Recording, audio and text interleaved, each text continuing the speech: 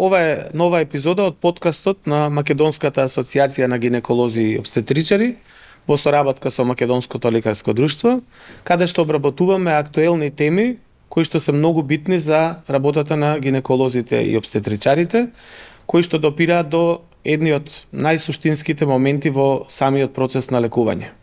Денеска тоа ќе биде за вештачката интелигенција, така наречена Artificial Intelligence, и за сите можности кои што таа ги нуди за да докторот може подобро да им помогне на своите пациентки и во диагностиката, и во определување на третменот, во терапијата и во самите процеси поврзани со оперативното лекување. На оваа тема денеска ќе разговараме со професор доктор Елена Джикова, која што работи на Универзитетската клиника за гинекологија и акушерство, и доктор на науки Александар Стојменски од Финки универзитетот. Добро дојдовте. Добро ја најдовме. Па прво, пошто оваа тема, овие подкасти се и за здравствените работници, и за општата популација, за нашите пациенти, меѓутоа во оваа области голем дел од здравствените работници немаат многу познавања, веројатно многу мислат дека тоа се сега некои роботи кои што ќе трчаат и ќе ни помагаат како што ги има во домаќинството. Меѓутоа, што всушност значи вештачка интелигенција и што значи тоа машинско учење, да кажеме, во овој процес, генерално, не само во медицината? Така, благодарам. Значи, најпрвин, кога зборуваме за вештачка интелигенција, сакам да кажам дека не зборуваме за концепт што е нов, бидејќи самиот тој концепт постои уште од 60-тите години, во 1960-тите години, каде што се обидува на некој начин да се симулира човековата интелигенција, односно тоа се одредени комплексни софтверски системи кои што на некој начин треба да симулираат човековата интелигенција која се дава одговори за одредена област. Сега, порано, како можевме да детектираме дали одредена вештачка интелигенција е добра, се користеше така наречен Турингов тест, именуван според математичарот Алан Туринг. Има и еден филм кој што се вика Imitation Game, исто така многу интересен, во кој што се опфаќаат овие работи, предлагам да го погледнете тие што не сте го погледнале. Идејата тука е дека кога имаме еден Турингов тест, се стават двајца луѓе во одделени соби и треба да се познае дали човеков разговара со друг човек или разговара со некаков агент од вештачка интелигенција. И сега порано, уште 1964 година, има еден систем кој што успева да го помине овој така наречен Турингов тест. Тој систем се вика Енигма. Меѓутоа, мораме да имаме и во предвид дека назад во тоа време никој човек не можел да си замисли дека може да разговара со софтверски агент, односно со компјутер. Па затоа и можеби успеале да го поминат, да наречеме така, тој Турингов тест. Со тоа што било кој од модерниве агенти кои што користат вештачка интелигенција не можат се уште да го поминат тој тест, бидејќи самите луѓе знаат веќе дека зборуваат со вештачка интелигенција, бидејќи таа знае да повторува исти работи, знае многу специфично да одговори на некои прашања како што не одговара човекот и така натаму. До тоа се почетоците во, да кажем, во периодот кој компјутерите биле големи како физкултурни сали и огромни машини имало, сега доаѓаме полека во друг процес фактички. Сега тоа машинско учење од тогаш пренесено во денешнината, што значи всушност? Значи, порано имало многу помалце податоци врз кои што може компјутерот да заклучи некаква, да донесе некаков заклучок, да речем. Сега, во меѓувреме, гледаме со самата дигитализација дека носиме податоци од многу паметни уреди, паметни часовници, веќе во медицината се зачувуваат во дигитален формат податоците и во било која од другите индустрии, во, не знам, економијата, во правото и така натаму, скоро све се зачува и во дигитален формат, што ни овозможува на некој начин да им дадеме повеќе контекст, односно повеќе знаење на овие машини. Исто така е многу важен напредокот на графичките картици кои што ни овозможија да дојдеме до вакво, да речем, машинско учење во кој што може еден интелигентен агент на АИ да одговори експертско прашање во одредена област. И видовме веќе во последните неколку години почна да излегуваат вакви агенти како што се ChatGPT, Bard, имаме и некои специфични кои што се за медицината како Amy, имаме Sora, понатаму Wonder AI, имаме модели за генерирање на видео, модели за генерирање на слики, кои што од година за година стануваат се пософистицирани, па така, например, ако минатата година имавме еден модел што креира видео и доколку имавме виртуелен глумец таму, целото лице му беше изморфирано, изместено, не можеше самиот модел да го дефинира човекот убаво. Веќе денес гледаме дека тоа генерирање на видео е со многу повеќе детали и скоро и да не може да се разликува од кадар кој што го снимале, кој што се снимал со претходна продукција камери, реално светло и така. Само да подобјасним уште ова, па после ќе се префрлиме на вештачка интелигенција баш во медицината. Значи, машинското учење се базира на некоја, да кажем, некои параметри кои што ние ќе ги дадеме, кои што после тоа вештачката интелигенција ќе ги анализира, или пак таја од големата бројка на случаи кои што ќе ги анализира и нивните, да кажеме, диагнози, исходи, значи последици од третманите овона, ќе можеби и сугерира поинаква патека на функционирање во процесот.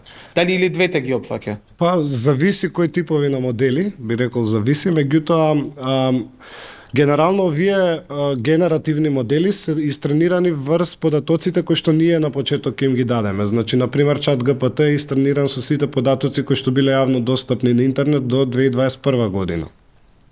Сега, имаме други модели, например, како BART, кои што во реално време имаат можност да проверат некоја информација на интернет и да ни дадат таков одговор.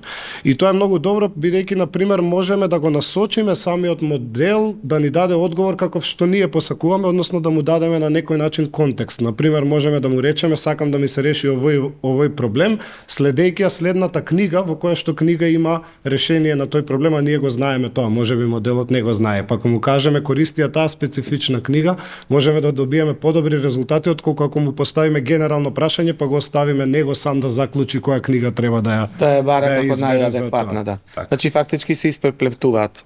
Да. Како би било тоа пренесено во медицината, доктор Джикова? Сега, например, дали еве ќе имаме утре други ден некој робот што ќе седи у докторската канцеларија и, например, да кажеме, ќе ги добива оние вредни податоци од анамнезата, значи она што не интересира за болеста, симптомите, фамилиарната историја и сето тоа. Дали можеме на такво нешто да се ослониме сега, например? Па значи вештачката интелигенција дека технички може да ги земе податоците од секој пациент, може, меѓутоа не може да заклучи дали пациентот ја зборува вистината или не, и можеби зависно од податоците кои што се вклучени во машинското учење на вештачката интелигенција, дали ќе може да поставува дополнителни прашања за да може да дојде до посоодветни резултати, бидејќи како што знаеме анамнезата представува пола диагноза, така да ако пациентот не наведе на погрешни податоци, односно ја наведе машината ќе доведе до погрешни заклучоци и може понатаму целиот пат што го трасира таа во смисла на алгоритми и друго да погрешно не насочува. Погрешно не одведе на сосема погрешен пат. А дали вие мислите дека луѓето еве сепак со таа емоционална интелигенција, со, да кажам, пратењето на движењата, таа невербална комуникација или комуникација со очите, да кажеме, се, би можеле подобро да установат што се случува и дали е тоа вистина или дали има нешто што отстапува. Говорот на телото е едно од клучните работи по кои што и обичните луѓе меѓусебно кога комуницираат може да заклучат дали некој зборува вистината или лаже, меѓутоа лекарот и со своето искуство кој што го има во долгогодишната едукација и работа со пациенти може да заклучи. Исто така пациентот можеби во ситуации кога постои некоја емпатија кај лекарот, можеби полесно може да се ја искаже својата болка, својата мака на поедноставен начин и подобри заклучоци да се донесат отколку да разговара со машина. Да. Па, впрочем, нели, ако веќе пациентот воспостави некоја релација со докторот, како викаат, еднаш кога ќе го избере својот матичен лекар или својот матичен гинеколог, после многу тешко го менуваат доколку воспостават таков тип на врска која што е базирана на доверба. Особено со гинекологија, акушерството е таква врската, да речеме со психијатар исто е таква врската, можеби со некои други струки може полесно да се префрлат и на комуникација со друг лекар, меѓутоа во гинекологија, бидејќи се работи за интимен дел, многу поубава е комуникацијата, поспецифична е меѓу лекарот и пациентот, отколку кога пациентот би разговарал со машина. Значи тука уште треба да се работи на случајот за да може од таков тип на помош да биде. Да. А каков тип на помош на пример е вештачката интелигенција во дијагностиката? Во дијагностиката за сега, значи во гинекологија и акушерство, во најголем дел има улога во имиджинг методите и тоа првенствено во ултразвукот и тоа е повеќе развиено во акушерството и тоа во феталната неуросонографија, во мерење на нухална транслуценца и во фетална ехокардиографија. Што би значило вака просто да кажеме објаснато? Просто да се каже, еве да кажеме во скринингот во прв триместар на бременост, кога се мери нухалната транслуценца, експертот кога мери, тој ќе направи 2 до 3 мерења. Он мери со ултразвук едно растојание меѓу два дела фактички да кажеме во фетусот. Фактички просветлувањето меѓу вратчето на фетусот и кожата.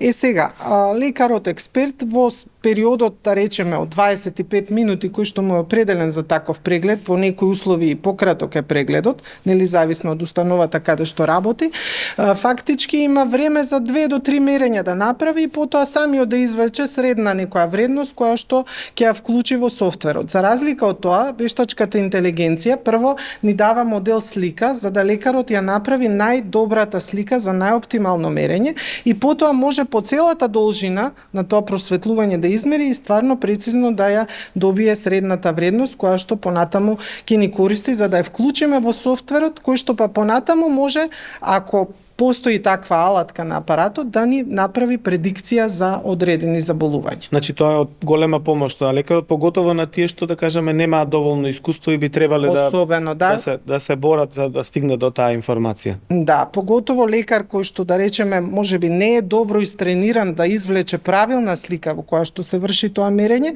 апаратот ќе му помогне во смисла на тоа што од страна, како што е поделен екранот, му дава моделна слика и во таа иста слика треба да го направи мерењето и плюс ултразвучниот апарат самиот му кажува не ти е оптимална сликата, значи треба да ја значи фактички ќе го едуцира на некој начин да кажем. Ќе го едуцира и лекарот. Тоа е едниот аспект на дијагностиката, рековте во ултразвук. Други аспекти други аспекти да се надоврзам, значи не кажав и за неуроехосонографијата кај фетуси, значи тука може да ги мапира сите структури во мозокот, да ги измери димензиите и да не одреди дали постои некоја патологија, па понатаму да не насочи за дополнителни исследувања.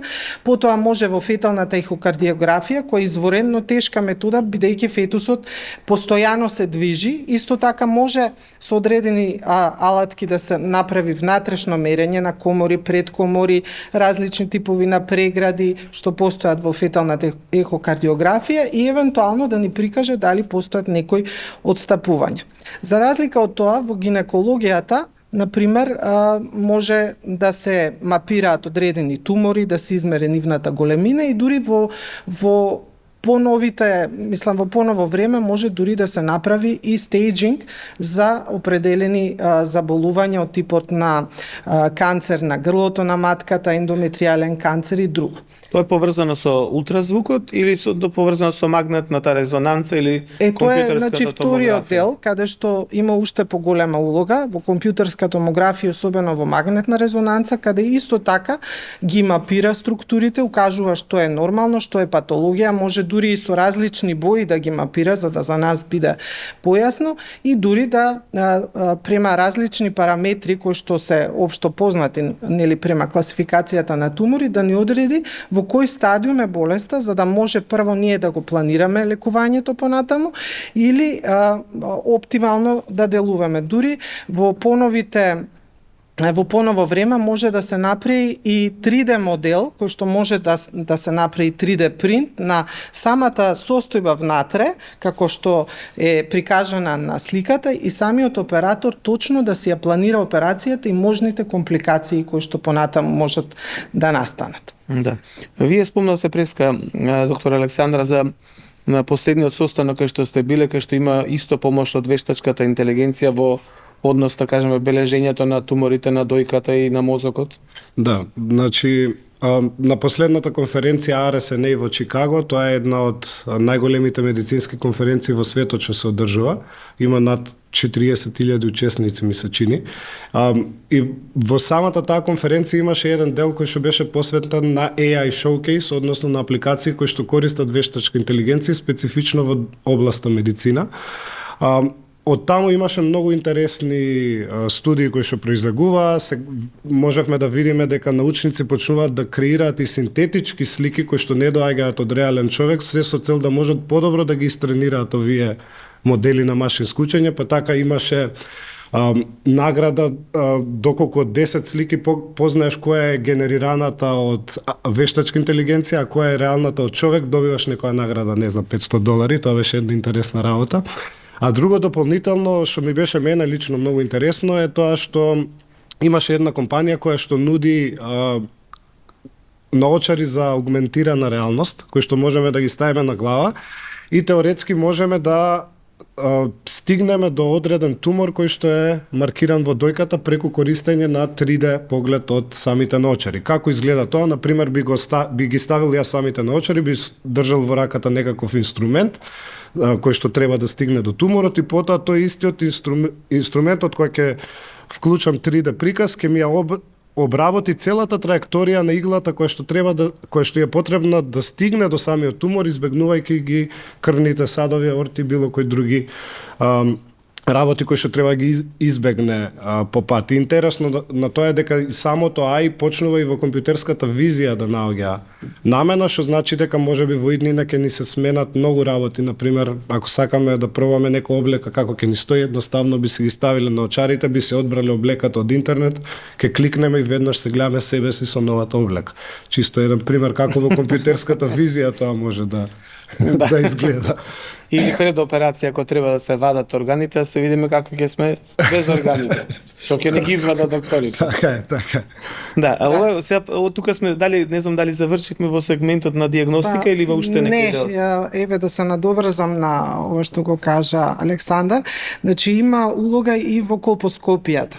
Во колпоскопијата колпоскоперот може да направи колпоскопска слика и потоа вештачката интелигенција со пребојување да му одреди точно каде се промените, дури и да ги градуира дали е тоа дисплазија од прв, втори или од трет степен и точно да му определи од каде најдобро да земе биопсија за да ја добие најинтензивната промена и понатаму да го планира лекувањето на пациентот. Исто така, значи има улога и во цитологијата, особено во dual staining цитологијата, каде што се користат две бои и тука исто така се мапираат патолошките структури, односно промени на цитолошката слика и многу попрецизно може да се дојде до цитолошки резултат кој што во моментот знаеме дека има голем степен на грешка, тоа е Папа Николау тестот. Со ова значи би се довело до еден попрецизен резултат, па со котестирањето со ХПВ типизацијата би добиле уште поголем процент на сигурност при дијагностиката, односно предикција превенција на цервикалниот канцер. Значи ќе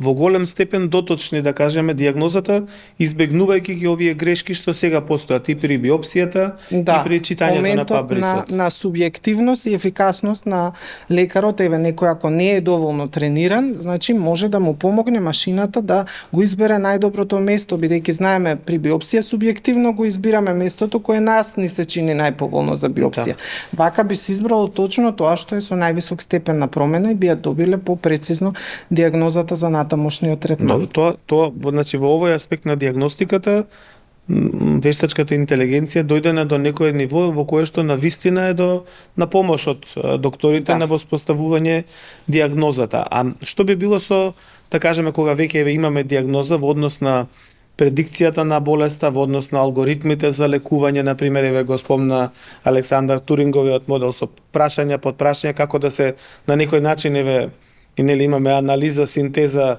компарација, како да стигнеме до тој момент да одбереме правата фактички терапија, правата патека во здравствениот систем на пациентот. Да, значи во овој момент во однос на предикција заболувања има одредена улога така доста голема во акушерството со голем број на истражувања кои што ги има направено професор Николаидес, и тоа во предикција на преекламсија и во предикција на предвремено породување. И тука се користат значи и параметрите кои што претходно ги објаснив, што ги добиваме со ултразвучната дијагностика, биохемиски параметри лабораториски, значи што се од самата пациентка и други карактеристики од пациентката, и при тоа значи може да се предвиди пред да настане болеста во колкав степен на ризик пациентката може да заболи од значи или од преекламсија или од предвремено породување, така да ние имаме доволно време да превземеме мерки на превенција, да болеста или воопшто не се појави кај пациентката или се појави во некоја слаба форма која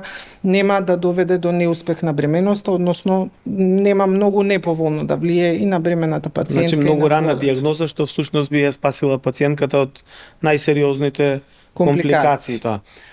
Преска дискутиравме за тоа околу неинвазивните методи со помош на вештачката интелигенција за да се определат некои и лабораториски параметри и некакви си мозочни функции и така натака. Каде е тоа во кој аспект сега се наоѓаме таму? Да, неколку работи тука сакам да споменам кога сме веќе кај вештачката интелигенција во медицината, ќе споменам некои проекти на кои што јас сум работела, исто така и некои кои што се работат во светот. Генерално првата работа што сакав да споменам е околу неинвазивното мерење на глукоза во крв. Тоа беше еден проект спроведен од локална македонска компанија Innovation Doyle под раководство на мојот тогашен ментор професор Маријан Гушев, во кој што требаше да откриеме неинвазивно кое е нивото на шекер кај даден пациент. И сега ова е многу тешка задача и досега ретко кој успешно ја има завршено, меѓутоа ние се одлучивме да ги искористиме токму ваквите модели, вештачката интелигенција за да го откриеме тоа, и генерално идејата тука не е да ви предвидиме дали вие во моментов точно имате 7.1 или 7.2 ниво на шекер, туку идејата е да кажеме дали имате повисоко ниво на шекерот што треба да имате, и затоа ги делавме пациентите во 3 контролни групи: пациенти кои што немаат и немале диабетис, пациенти кои што имаат диабетис и имаат добра регулација на шекерот во крв, и пациенти кои што имаат шекер, односно диабетис и немаат добра регулација на шекерот, на нивото на шекер во крв. И идејата е дека самиот модел врз база на ЕКГ податоци, а ЕКГ податоците можат лесно да се добијат без разлика дали од паметен часовник или од специализиран уред кој што ќе го носиме цело време, или од холтер кој што се мери 24 часа и така натаму. Меѓутоа во секој случај можеме лесно да добиеме ЕКГ податоци, од тие ЕКГ податоци потоа вадиме ХРВ податоци, односно податоци за варијабилноста на срцевиот ритам, во кој што можеме да најдеме информација дали пациентот страда од диабетис или не, и да го сместиме пациентот во една од овие 3 предвидени контролни групи, да ги наречам. Тоа е едната пример употреба на... Тие податоци, сметањето на овие податоци е претходно востановено со научни докази, да кажеме, во медицината, или е некој аспект што го има само откриено компјутерот, да кажам, вештачката интелигенција? Начинот за преоѓање на ЕКГ во ХРВ постои од претходно, мислам и самите Deep Health од Google го користат, го ставаат во Apple Watch 3, ми се чини, кој што излегува, не знам, пред 6-7 години најверојатно, што значи начинот за конверзија на ЕКГ во ХРВ веќе постои, меѓутоа она што не беше откриено до тогаш е дека внатре во тие ХРВ податоци постојат некакви зависности кои што ни укажуваат дали пациентот има покачено ниво на глукоза во крвта или нема. Одлично. Понатаму, да продолжам со другите пример употреби. Другата пример употреба која што конкретно јас сум бил инволвиран се однесува на користење на АИ во кардиологијата, конкретно на анализа на слики од ехокардиографија. Бидејќи во самите тие слики од ехокардиографија, од самите тие слики можеме да извлечеме многу заклучоци, можеме да предвидиме до преку 60 болести кои што може да ги има пациентот и да извршиме различни мерења кои што им се потребни и кои што докторите ги прават на дневно ниво. Чисто за пример, во Америка има 16.000 кардиолози за цела Америка, а тој број во Германија има околу 22.000 за многу помала држава. Што значи дека кардиолозиве во Америка се многу скап и недостижен ресурс, нели?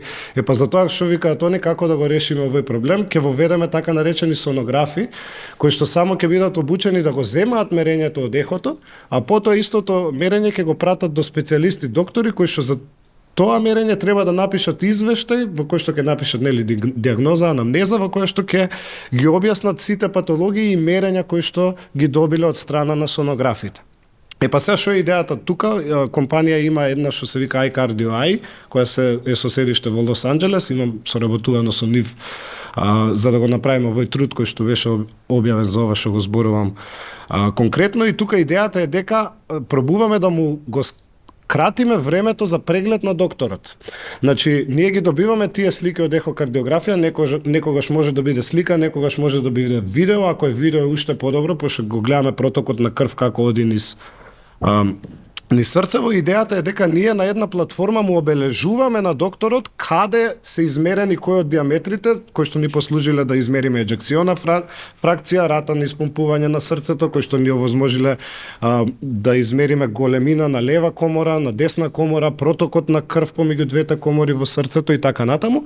Идејата е дека самиот доктор потоа ги прегледува овие податоци, доколку сака да промени дел од нив, малце го променува, ако ќе кликне на копчето заврши, му се генерира цел репорт, односно цел извештај, кој што треба он да го врати спрема пациентот. Што значи времето од 25 до 30 минути кој што му било потребно на докторот за да го напише целто извештај, да ги направи мерењата, да ги вметне мерењата во извештајот, сега се намалува на некои 5 минути работа, што значи дека добиваме заштедување од 25 минути на докторот. Да. Што може да има огромни одод многу аспекти. Во Америка сонограферите се тие што ги прават сите планирани снимки, дали се тие 12, 15, 20 на број, зависи од типот на ултразвучен преглед, и после тоа се праќаат кај докторот, он да ги толкува, значи истото тоа би можело и во гинекологијата да си најде и како примена. Доколку ги добие докторот сите слики, би се заштедило во време.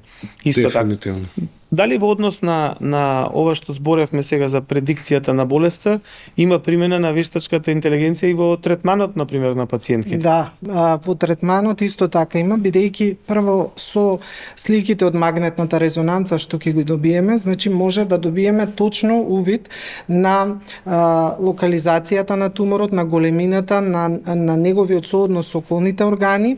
Како што кажав, може да се направи и 3D принт, за да лекарот самиот го види тој сооднос и може соодветно да ја планира операцијата во случаеве да се зафатени и други органи, навремено да се викнат други специјалисти, па заеднички да се планира оперативниот третман, но исто така во поново време има голема улога и во роботската хирургија, во минимално инвазивната хирургија, каде што значи може многу попрецизно да се изврши третманот и уште што е позначајно, значи да се трасираат одредени елементи кои можеби не се толку видливи или се изместени, особено кај туморски процеси, да речеме уретерите кои што се многу важни, каде што многу често може да настанат компликации, овдека би биле обоени со одредена боја, трасирани, мапирани и лекарот точно може да попрецизно да изврши операција и третманот да биде поефикасен. Чисто да подобјасниме се за гледачи, значи роботската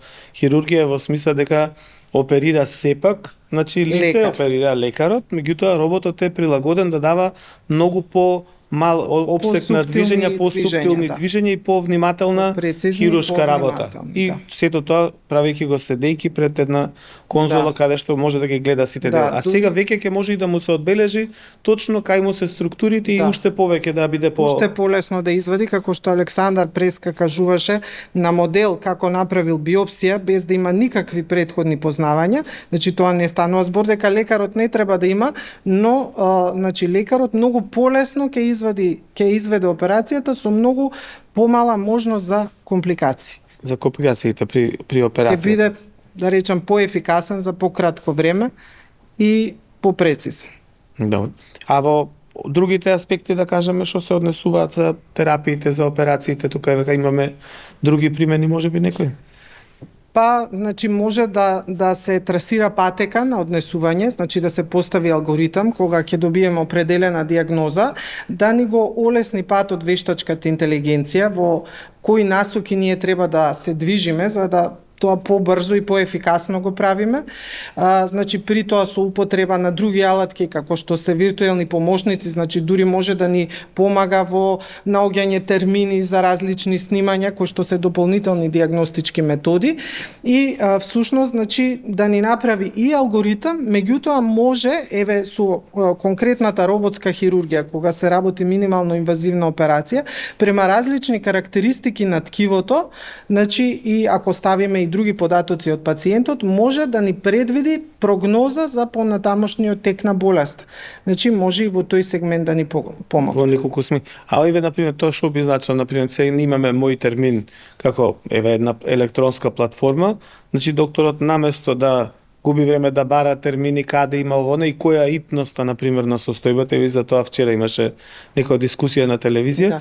За баш например тогаш помошникот виртуелен би нашол веднаш термин дали е тој во највисок степен на итност, на среден, низок, Да. и каде е најблискиот апарат каде што може да се испрати за снимање. Да, може да помогне во тоа виртуелниот асистент и во други административни задачи, така да ќе му овозможи всушност на лекарот повеќе да му се посвети на пациентот, повеќе да разговара. Еве, во животот како што е сега, значи ние како лекари имаме одреден термин за да го примеме пациентот, да го прегледаме, да разговараме и да поставиме дијагнозата.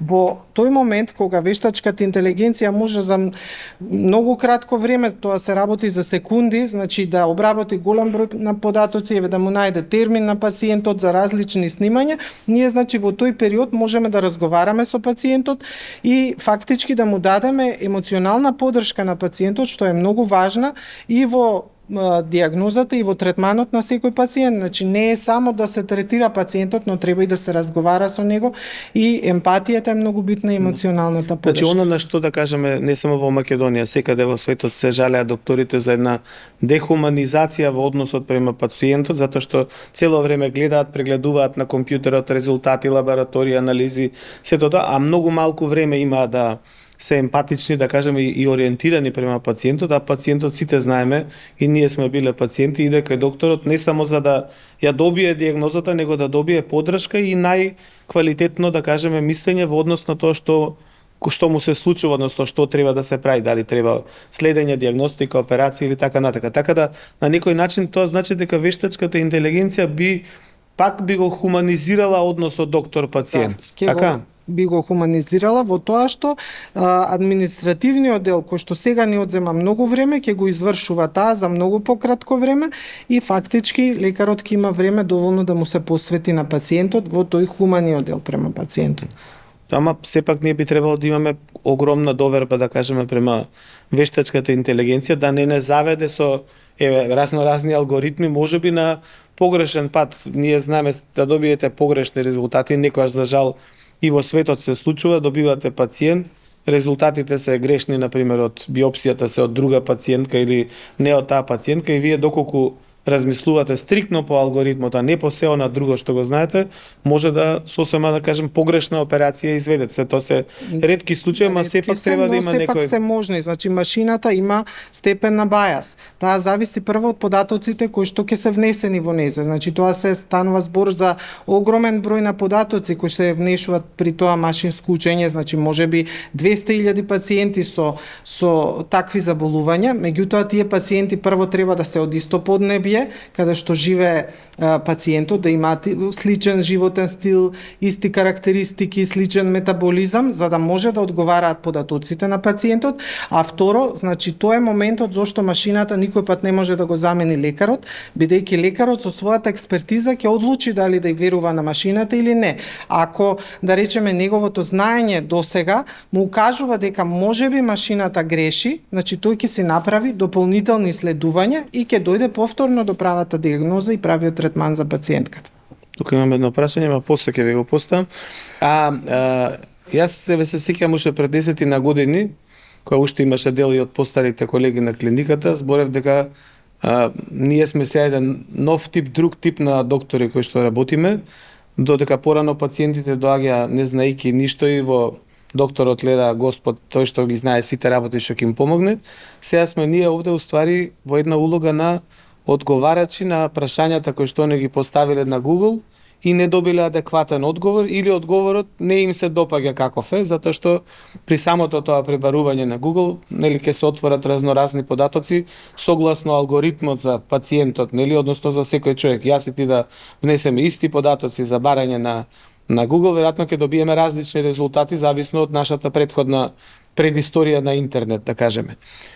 Дали тука овие новите сега средства што се користат, како тоа ChatGPT, како другите методи што ги наведе, Google се има некоја апликација, дали тие стануваат пософистицирани сепак, за да што помалце неодговорени прашања добијат пациентите и дали тука можеби лежи еден ризик, да кажеме, да пациентот дојде поубеден во дијагнозата која што ќе му ја даде вештачката интелигенција, отколку она што ќе му го соопшти, да кажеме, или што ќе биде мислење на доктор. Значи, на некој начин се имаме едно мислење од машината, уште пред да дојдете на доктор, и второ мислење кога ќе дојдете на доктор.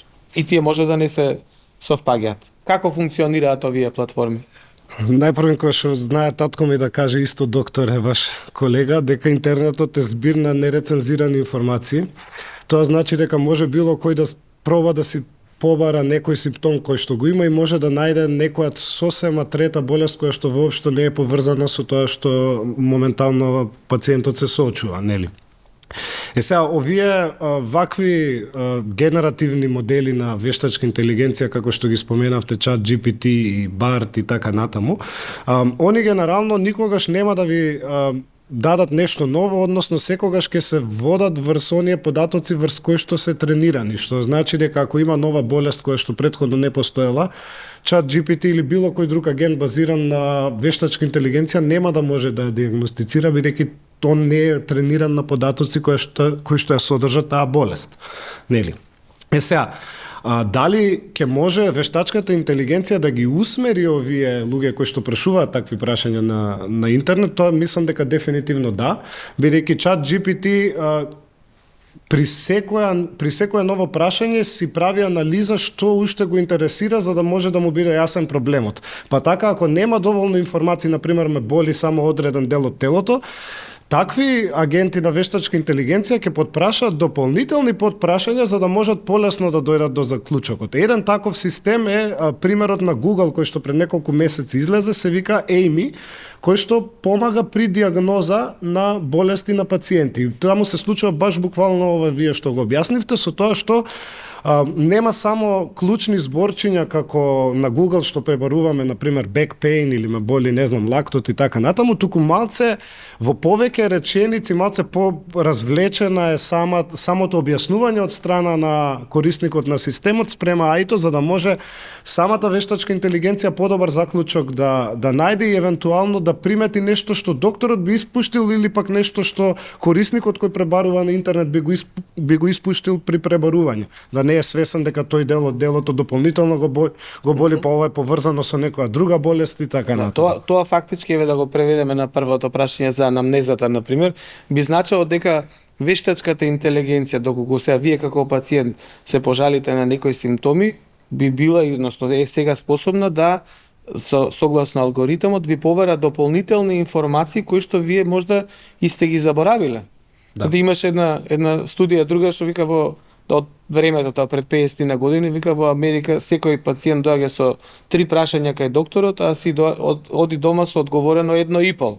Затоа што во таа, да кажем, неповрзана комуникација и може докторот да го наведе на друго, може пациентот да е вознемирен па да не го постави прашањето и најдобрата политика кога одите на доктор генерално е сите прашања што ги имате да си ги запишете на ливче за да не ги заборавите. Во денешно модерно време, веројатно тие прашања прво се поставуваат на компјутерот, па после тоа да одбереш неколку прашања стриктно за кај докторот да ти ги објасни веројатно во таа насока ќе се движиме некако. Или можда уште помодерно ќе му напишеме на некој асистент кој што ги знае овие болести, кои ни се точно симптомите, каде све не боли, колку време трае ова, дали се повторува и така натаму, па самиот моделот вештачка интелигенција ќе успее да ни ги напише тие прашања за да отидеме и докторот не разбере малку подобро. Да. Јас например во хартиена работа во комисии во кои што сум членувал, например ќе добиете вие информации кои што системот ги побарува.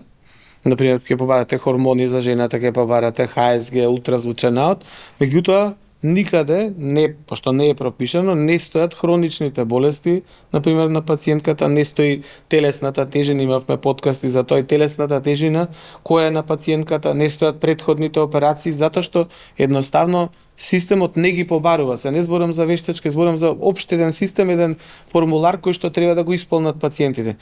Дали А тоа е многу битно. Некојаш многу битно е за да се нацрта патеката на лекување на таа пациентка, фактички на тие пациенти. Дали тука мислите дека можеби вештачката интелигенција ќе стане попаметна? Еве докторот е уморен, цел ден работи, има по 12, 15, 20, 30 пациенти, можеби грешката која што он би ја направил да го испушти клучното прашање, дали можеби со генерирање на овие податоци ќе излезе на крај дека компјутерот ќе не потсети, извини, прашај го и ова. Постои една гранка која што се занимава баш со ова што го споменавте, се вика персонализирана медицина, односно медицина која што оди до индивидуално ниво и ги разгледува сите претходни диагнози кои што тој пациент ги имал. И сега во оваа област на персонализирана медицина се работи на широко, меѓутоа се уште немаме некој развиен метод кој што тоа може да ни го одговори, меѓутоа се надевам дека во блиска иднина ќе излезе некоја верзија на таков модел. Генерално, мислам, тоа е тоа. Тука треба да почекаме уште малце па да видиме што ќе се случува. Доктор Джикова, него фативме тука еден друг момент што постои во вештачката интелигенција, а тоа е етичкиот момент. Значи, тука доаѓаме во една ситуација дека имаме многу огромен број на податоци кои што стануваат достапни на некаков си систем кој што и сам по себе зрее и се создава, затоа и се вика вештачка интелигенција, и што со сите тие податоци што ќе се добијат, да кажеме, од овие истражувања, од овие сите пациенти, дали тие можат и да се злоупотребат на некој начин или дали воопшто треба, како треба да се зачува тука етичкиот момент? Значи, со вештачката интелигенција мора да се постапа одговорно. Прво, во тек на машинското учење, значи податоците што се внесуваат се претходно анонимизирани, значи нема никакви податоци, прво за да не ја збунат вештачката интелигенција, бидејќи она реагира на сите податоци кои што се внесени, а понатаму за да не се злоупотреба тие податоци. Особено како што е начнавте темата за персонализираната медицина, значи тука таа е гранка која што се развива моментално и во гинекологијата и во акушерството, се внесуваат многу лични податоци индивидуално за секој пациент, значи од неговата историја, од минати заболувања, од наследен фактор, значи болести во фамилијата што ги има, потоа од геномски испитувања, ако се направени во тек на животот на пациентот или ако се најдена потреба да се направат, значи тие податоци се става животниот стил на пациентот, начинот на исхрана, висина, тежина, body mass index, значи се за да се дојде точно до определен лек кој што е најдобар во тој момент за пациентот во определена доза и во определен временски период. Значи сите тие податоци кои што ќе ги внесеме, треба многу одговорно да ги внесува тој што работи со апаратот и да бидат адекватно заштитени со најголема можна заштита за да не бидат понатаму злоупотребени, нити да ја збунуваат вештачката интелигенција во донесување на заклучоци, ниту пак од некој друг да бидат злоупотребени. Значи сите тие податоци се заштитуваат во идеално би требало, меѓутоа дали тука се возможни, да кажам, протекување и можда грешки или па можеби Александар може на тоа повеќе од технички аспект да одговори. Не, во однос на персонализираната медицина исто секам имаше преклани конференција за ретки гинеколошки карциноми, меѓу другото генетиката, самите генетски фактички кодови кои што ги поседува еден карцином врз база на вештачка интелигенција и на медицинската наука установува дека една терапија која што е универзална давана за сите пациенти од еден тип на гинеколошки карцином, фактички има трипло дејство. Кај едните пациенти со определен генетски код ја излекува одлично болеста, кај другите никако не делува на текот на болеста, кај третите дури ја влошува и ги води директно смрт. И тоа е голем исчекор во тоа барање на таква таргет терапија, каде што овие пациенти всушност ќе ја добијат за нив оптималната терапија. И тука вештачката интелигенција секако мислам дека и тоа машинското учење можат многу да помогнат. И во моментов има банки каде што се собираат генетските фактички структури на карциномите на европско ниво, затоа што се тие, како што реков, ретки и треба да се специфицираат. Банки од кои што секој пациент што е заболен, што е излечен, што е умрен, се прибираат податоците, се анализираат која всушност терапија е идеалната. Значи за еден карцином ако имало порано една терапија, сега со помош на истражувањата и на вештачката интелигенција вклучително, фактички се добиваат стратифицирано, секој пациент може да има тројца исти карцином, сите тројца различно да бидат лекувани. Да, дури може преку мапирање на нуклеотиди и на геномски мапирање, дури да се каже и прогнозата кај одреден пациент каква ќе биде. Значи не само лекувањето, него и натамошната прогноза. За одредената болест. Добро. Доктор Жикова рече тебе да прашаме за предностите и лошите страни и овој дел во етичкиот момент. Да, значи најпрво многу е битно да се изврши добра анонимизација на податоците, бидејќи не само што може да се открие кој пациент бил на преглед и која болест имал во кој временски период, самиот модел може да сгреши, односно да гледа некои работи кои што не треба да ги гледа. За чист пример ќе го дадам, ќе дадам еден надпревар во кој што требало да се споредат повеќе алгоритми за машинско учење, за предвидување на слики, каде што главната цел било од дадена слика да се одреди дали е на сликата куче хаска или се работи за волк. И да види самиот модел да може да предвиди ова е волк, ова е хаска. И сега што се случува, истиве од 1000 слики податоци се даваат и на ветеринар, кој што ветеринар успева да добие 90 и нешто % точност, меѓутоа самиот модел од машинско учење успева поголема точност од ветеринарот да добие, односно успева попрецизно од ветеринарот да утврди што е куче, а што е волк. И сега тука има еден голем проблем, а тоа е проблемот на самата позадина врз која се сликани овие слики. Како што знаеме, волците најчесто би требало да се сликани или во зоолошка или во шума негде, каде што има во позадина дрва или има некоја пештера доколку се мали волците и така натаму, за разлика од кучињата кои што скоро секогаш пак се сликани во домашна атмосфера, на некој кауч или на паркет или на некоја позадина која што е зграда и така натаму и така натаму. Се испостави дека алгоритмот што победил на тој надпревар, уствари воопшто не ги гледа објектите во кои што се кучето или волкот, туку едноставно носи заклучок врз база на позадината. И сега бидејќи самите модели на машинско учење се такви да они ни даваат заклучок врз база на нашите влезни податоци, меѓутоа ние не знаеме што они мислеле за да го донесат тој заклучок. На некој начин ние го викаме тоа black box, вметнуваш внатре податоци, добиваш надвор одговор. И затоа е многу важно секогаш кога правиме особено за ваков здравствен систем, модел за вештачка интелигенција, секогаш е многу битно податоците со кои што ќе го учиме тој систем да бидат претходно проверени барем од 2 или 3 лекари кои што географски се наоѓаат на различно место, за да знаеме дека е унифицирано ова мислење кое што го даваме ние за таа конкретна болест. Значи има агримент, односно се согласуваат 3 доктори од 3 географски различни места дека тоа е реално така и дека оваа болест навистина е, не знам, на пример аортна стеноза. Да речеме, и откако ќе ги имаме тие податоци од 3 или можеби ако имаме повеќе доктори, тоа е уште подобро, бидејќи колку што повеќе имаме податоци, толку ни е поточен моделот, се до еден чекор додека не се направи така наречено overfitting на самиот тој модел. Значи, ако може да приметите, ако сте го користеле чат GPT на почетокот кој излегуваше на, не знам, 2022, даваше многу пореални и многу поинтересни одговори отколку што тоа го прави денес.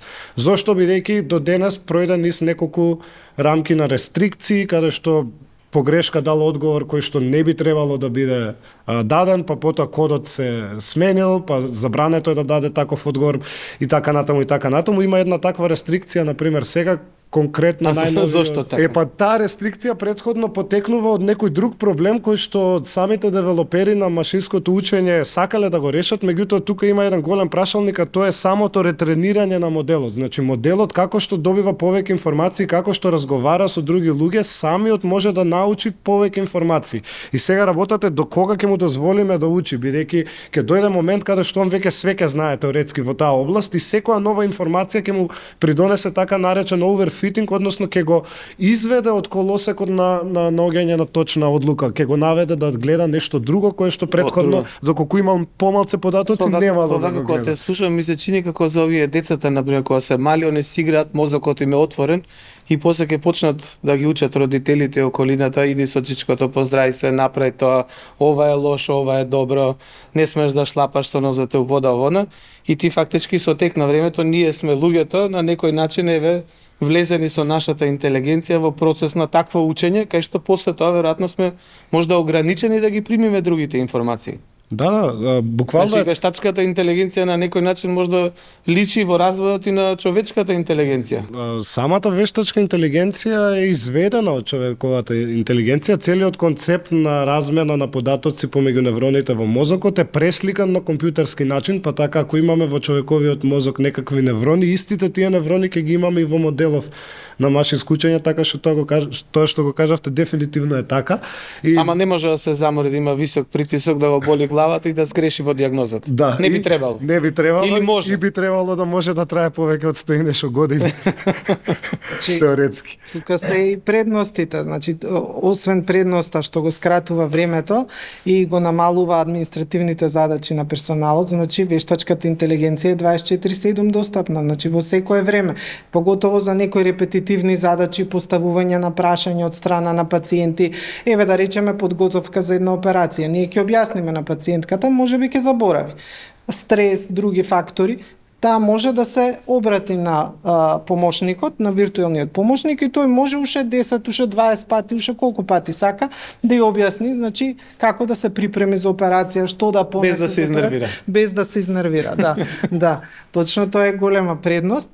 Сега лошата страна е што многу чини вештачката интелигенција додека се произведат тие модели, но после тоа па има голем cost benefit бидејќи скратува овертретмент, скратува непотребни да речеме анализи. Ние можеби сакаме на секоја да ја правиме магнетна резонанца, она ќе ни трасира пат, ќе рече кај оваа дијагноза треба, овдека не ви треба, доволно ви е ова, така да или има. Или ќе ви треба можеби подоцна, да, сега во оваа фаза. Да, исто така има можност и за далечинско следење, например може да се следат витални параметри далечински, да речеме лекарот да е во една просторија и да е со вештачка интелигенција, да се поврзани пациенти во интензивно лекување, например, да ги следи мониторите, или да речеме како кај нас во предродилна сала да следи CTG мониторинг на повеќе пациентки одеднаш, континуирано ако треба да се следи. Тоа за CTG-то е интересен пример, меѓу другото јапанците уште пред 30 години имаат направено алгоритамски модел за определување на вредностите на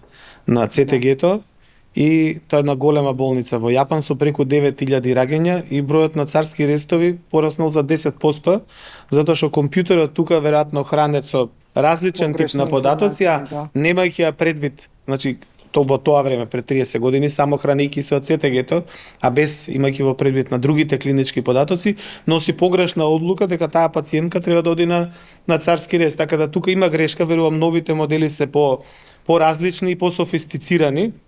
Они тоа, пошто се јапонците отворено си го прикажа дека има своји негативни ефекти и престанаа да го применуваат тој модел. Мене една работа само ме интересира, тоа двојцата да ми кажете, што мислите вие, пошто збориме се за експертите и за човечкото влијание во лекувањето, при тоа имајќи една машина која што илјадници процеси тера за многу кратко време ги тера, дали новите генерации лекари што ќе дојдат, односно новите генерации на вештачки интелигенции, можеби ќе ја скратат онаа експертиза што би ја стекнале додека одат на некој начин докторите по потежок пат. Па ја мислам лекарите секој пат едукацијата треба да е на овој начин, за да тие стекнуваат искуство, и тоа е предноста на лекарот во однос на интелигенцијата, во смисла зависи од типот на вештачката интелигенција. Лекарот со тек на времето, со едукацијата на факултет, едукацијата во секојдневната работа, значи до ниво додека стигне експерт, значи тој има согледување различни во различни услови, различни болести кај различни пациенти. За разлика од тоа, алатките кои што во моментот ги користиме се на ниво на софтверски решенија и не се хранат со дополнителни информации, додека другите типови на вештачка интелигенција, зависно од информациите со кои што се хранат, такво мислење креира, така да може да има и степен на грешка. Еве како што кажа со чат GPT, заради можноста секој да има пристап и секој да постава различни типови прашања, од различни одговори, нови прашања, фактички може да ја збуни машината и понатаму да ја надогради на погрешно ниво. Тоа е една и од, да речам, лошите аспекти на вештачката интелигенција, дека секој пат мора, дека не стекнува искуство со тек на времето, него мора да има апгрейд, за разлика од професионалецот кој со секојдневната работа стекнува искуство и тоа искуство го користи за да може да раководи со вештачката интелигенција. Ама треба да има број на случаи кои што во секојдневната пракса ќе му дел. И ве со пандемијата, сега да кажам и во дел и без пандемијата, во дел од медицинските универзитети, например, делот за земање на анамнеза, интерна пропедевтика, целиот момент за диагноза го тераат со виртуелни пациенти во виртуелна ординација, кај што машината те наведува на секој погрешен одговор, дека тука си погрешил, тука погрешно си прашал, тој одговор те однел на друга страна света. Тоа е на некој начин исто така еден дел, да кажеме, во едукацијата, да, тоа е многу важно, бидејќи ние можеби со секојдневната работа и немаме толку време и толку разновидни пациенти во еден момент за да може студентот да вежба со било какви пациенти. Да, например, ние тој систем го немавме и во тек на пандемијата еден дел од студентите на медицински факултет заради корона мерките беа лишени од контакти, поготово тие што беа во тој период на клиничка медицина, на некој начин се оштетени условно речено, затоа што не можеа да го надоградат своето знаење. Меѓутоа јас се надевам дека сепак еве со, како што рековте за имиджинг методите што има еден тип на контрола, сепак би требало да се прави повремена евалуација и на лекарите, да, за да може да се утврди дали на вистина тие, пошто вие денеска може да земете определени мерки, да кликнете ги барам тие резултати на ултразвук, компјутерот сам ви дава некакви си, да кажеме, возможни дистанци, мерки, се што треба за плодот, да кажеме, за фетусот, и вие само кликнете, го гледате све добро и си одите. Ако го снема компјутерот, вие фактички ништо не знаете сами да измерите. Да, тоа би требало да биде на тој начин решено како што во Англија, кај што сум била на едукација. Значи, помладите лекари ги вршат тие мерења, се дали со помош на вештачка интелигенција или како, но потоа сите слики стигнуваат кај супервизор, кој што е експерт во областа, кој што ги проверува сликите дали се прецизни и на крајот се донесува соодветна диагноза. Значи, и он на некој начин е контролор на нивниот развој. И едукатор, значи доколку сгрешили ги едуцира за да таа грешката повторно не настане. Александар, ти што мислиш по прашање? Како вештачката интелигенција ќе влијае? Па еве ти си рече пред као докторска фамилија, како мислиш тоа ќе? Значи најпрво мислам дека никогаш нема вештачката интелигенција да ги замени докторите, туку напротив, тука идејата е докторите кои што ќе користат таа вештачка интелигенција дека ќе бидат супериорни спрема оние кои што не ја користат.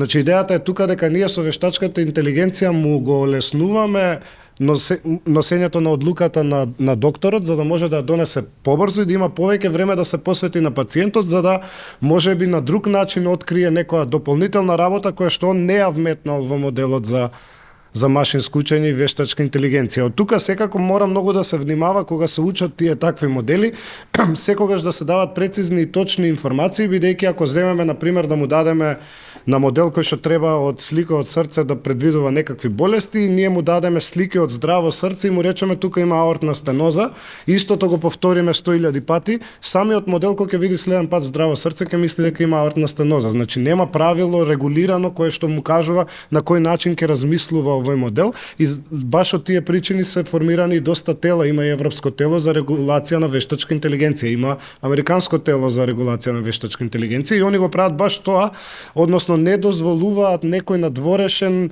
член кој што не е во целиот процес на изработка на самиот модел од машинско учење да уфрли податоци кои што не се точни и со тоа да направи на некој начин дистопија на системот, односно системот да не се однесува како што е предвидено, туку да извлекува заклучоци врз база на нешто што е неточно. И тоа дефинитивно е можно и заради тоа секогаш кога се работат поготово вакви системи кои што во медицината се користат, секогаш мора да има интердисциплинарна работа помеѓу информатичарите кои што го градат моделот на вештачка интелигенција и докторите кои што имаат експертизата и можат и да ги валидираат на крај резултатите кои што излегуваат, например, да од овие 100 случаи во 95 има предвидено точно вештачката интелигенција, во овие 5 е неточно и заради овие работи, па потоа тие работи да се вметнат повторно во моделот за да добие он понова верзија која што ќе биде уште поточна во иднина. Да. Значи сепак вештачката интелигенција е од помош, можда и уште повеќе за тие поретки болести, поретки настани што се студат, кај што на пример сега се формираат конзилиуми од повеќе лекари со поише искуства, пак можеби се тоа толку ретки случаи да не може да се установи, тука би требало да компјутерот евентуално уште повеќе да кажам помогне како член на конзилиумот условно речено, бошо сега и ние и во светот се тие да кажам конзилиуми, тие бордови за определени проблематики, дали е за карциноми, дали е за онкофертилитет, дали е за други работи, значи се собираат од мултидисциплинарен пристап да го решат проблемот, тука веројатно едното седиште ќе биде резервирано за вештачката интелигенција. Да, дефинитивно ќе може вештачката интелигенција многу добро да ги разликува овие случаи, дури подобро од луѓето кои што никогаш не виделе таков случај. Меѓутоа, тука главниот проблем ќе биде сепак од тие ретки случаи да се соберат податоците, за да може да му се дадат на моделот за вештачко учење и мора секогаш да бидат тие податоци, да речеме, избалансирани, односно ако најдеме 1000 случаи од таа ретка болест, мора да имаме 1000 случаи што ја немаат таа ретка болест, да се снимани под исти околности како и овие кои ја имале, за да може моделот балансирано да нема бајас во својата одлука, односно да може да ги предвиди со еднаква веројатност било која од класите, бидејќи ако му дадеме 5000 слики од болни и само 500 слики од здрави, скоро на секоја слика ќе ни предвидува дека сме болни, бидејќи такви слики сме му дале, врз база на тоа истрениран. Не, мојот страв малку во однос на сега збориме за новите генерации, ќе дадам може еден пример, вака е смешен, ама не е смешен. Значи тие што оперираат сега царски рез кај нас, млади доктори уште неискусни, без голем, да кажем, фонд на операции, и после тоа не одат да ја гледаат пациентката каква е, викам каква е пациентката после операцијата, а вика добра е, проверив на мој термин, леукоцитите и се добри. А тоа е само еден минимален аспект фактички од сите можни компликации што можат да се случат и уствари на некој начин тоа доаѓа до не тоа телемедицина, него телефонска, да кажеме, медицина, исто што по мене апсолутно е неприфатлива, да некој ви се јави на телефон, ви ги издиктира сите податоци и речете, тоа мое, тоа ќе прави. Тоа до некаде вие може доколку сте експерт и да поставите со определен процент на грешност, меѓутоа сепак на крајот на криштата пациентот у првата прилика треба да дојде да го видите во живо, затоа што сепак односот, да кажеме, не само емпатијата, него и точноста, вие како не ви пишува дека он е висок 1,50 м, а висок е 2 метри, истата слика може би е различна на рбетниот столб или на зглобовите или на било што, има свој, да кажам, специфики кои што може би ни artificial intelligence не може да ги открие, да кажем. Сепак треба и традиционална малце едукација. Да, не, дефинитивно треба и традиционална едукација, меѓутоа самата вештачка интелигенција може да препознае нешто што веќе вие претходно ќе кажете. Значи, мислам, тоа зборувам за генеративните методи. Се има и некои други методи кои што можат, например, како граф невронските мрежи, можат да се обидат да откријат нешто ново. Еден пример за тоа имавме ние како цивилизација откриено до сега само 60.000 материјали кои ги користиме на молекуларно ниво, а со користење на ГНОМ, кој што е модел за машинско учење и граф невронски мрежи, до сега во последниве година дена се откриени 420.000 нови стабилни кристали кои што може да се користат во производство на било што друго, на нови лекови, на нови горива за патување, нов начин за спроведување на електрична енергија и така натаму и така натаму. Значи можностите се огромни. Сега дали ние ќе откриеме нови болести или ќе ги поделиме во подгрупи, тоа не знам, нови болести може кога ќе се одмрзнат се овие глечерите на Па сигурно Арктика, Антарктика, она ќе искочат старите вируси, старите бактерии. Да, веројатно ќе се откријат и нови болести. Сега колку ќе може тука да помогне вештачката интелигенција, треба да ја нахраниме ние со такви податоци за такви болести, за да може да ни даде соодветни резултати. Но може подобро ќе има улога во едукацијата во смисла што ете кажавме дека може да направи принтање на 3D мапи, па може би студентите кога би учеле на тие 3D принтови би биле понатаму поефикасни, побрзо ќе научат и поспремни како лекари понатаму да работат со пациенти, бидејќи денес кај нас ние ги учиме, они прво гледаат, потоа асистираат, потоа директно работат со пациенти. Може би кога би работеле на 3D модели со соодветна конкретна болест, би биле поефикасни понатаму и во едукацијата и во учењето. Добри, и сега препораката прво да се вежба на роботи, во лапароскопијата се работи на роботи, да се работи на видеоснимки прво, па после на тренажери, па на крај на пациенти се додама. Да, но тоа се поскапи, значи тие кукли што се купуваат модели, треба да се за секоја болест различни и се поскапи. Ова е многу поевтина варијанта да се направи 3D принт од одреден пациент и еве да се разговара со студентот како би постапил, што би постапил, да се проба, да се реши, да се вежба на макетата е многу поедноставно отколку да се купуваат, да речеме, тренинг кукли за различни заболувања и различни типови операции. Тука би сакал да додадам, веќе во травматологијата има такви 3D испечатени модели на коски во кои што може лесно да се симулира скршеница и нели во травматологијата ако е скршена на повеќе делчиња коската мора да се стави некаков дали штраф, дали плочка и така натаму. Дури има развиено метод кој што врз база на MRI слика ќе обележи за одредена коска во колку сегменти е искршена, истите ќе ги обои во различни бои, за да може доктор кој што не е толку обучен и кој што учи, односно тренира, да види таа слика и да може да процени кои све делчиња треба да дојат заедно за да види каков штраф или колкава плочка и така натаму што да употреби. Дури може би можело и материјали да му предвиди кои материјали да ги користи за да биде најефикасен и најдобро ја санира. За колку време ова ќе дојде во Македонија? Во Македонија? Па на некој начин е веќе дојдено, мислам многу од професорите на Финки веќе работат директно на реални производи кои што користат вештачка интелигенција и машинско учење. Веќе постојат и компании во Македонија во кои што се работи и на други гранки, во гранките на маркетинг, во гранките на финансии, има многу ботови кои што може да предвидуваат кои ќе бидат воидни на цените на акциите и така натаму. Меѓутоа во медицината конкретно, барем во Македонија, се уште сме во фаза на истражување, односно нема некој производ кој што е таму и можеме да почнеме интердисциплинарно да го користиме заедно ние со вас.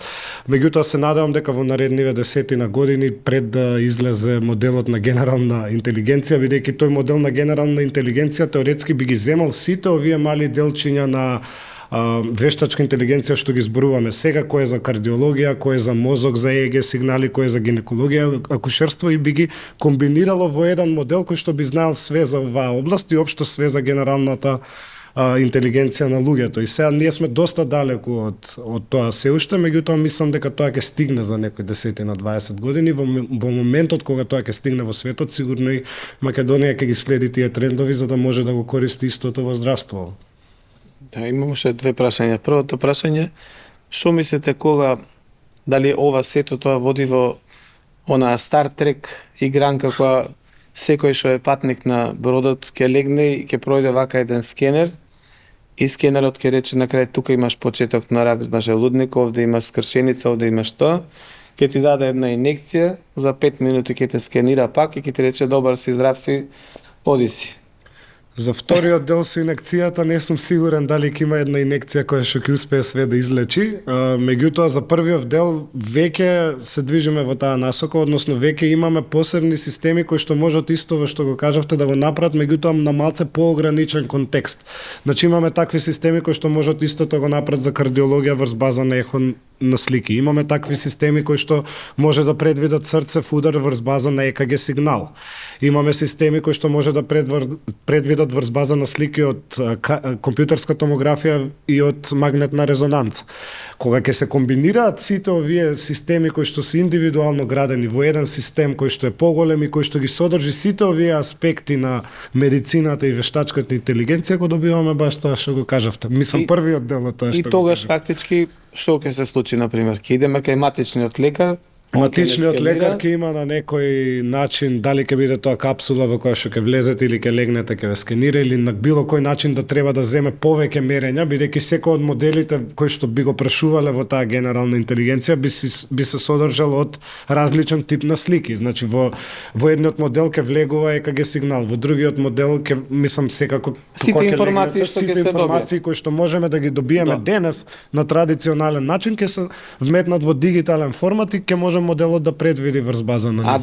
Дали мислите вие доктор Чека дека ќе треба воопшто и да се оди може на матичен, например, лекар гинеколог? Вие само ќе ги внесете преку апликацијата директно до матичната лекарка, сите податоци, сите симптоми, се што мислите евентуално лабораторијата, која што ќе се добие инвазивно или неинвазивно уиднина, и она врз база на сето тоа веќе ќе добие 99% дијагноза и само ќе ви врати мејл, земи тоа и тоа и... Па не мислам дека е тоа можно. Мислам, технички е можно, но колку ќе биде прецизно, не знам. Сепак личниот контакт со лекарот е многу важен и тој не смее да исчезне. Лекарот мора да постои, машината никој пат не може да го замени лекарот, ете може да постои капсула во која ќе влезете и за изворедно кратко време ќе направи скен на целото тело со сите можни информации, меѓутоа пак е лекарот тој што ќе треба на крајот да одлучи како ќе постапи со пациентот, кој лек ќе му го даде. Ете и вториот дел да постои, да има некоја инекција која што може се тоа да го реши, пак е лекарот тој што ќе треба да го избере најоптималниот третман за пациентот. Добро, тоа е добро за лекарите. И така, ви благодарам на двојцата, многу беше интересен овој подкаст, многу прашања отворивме, не знам дали све објаснивме.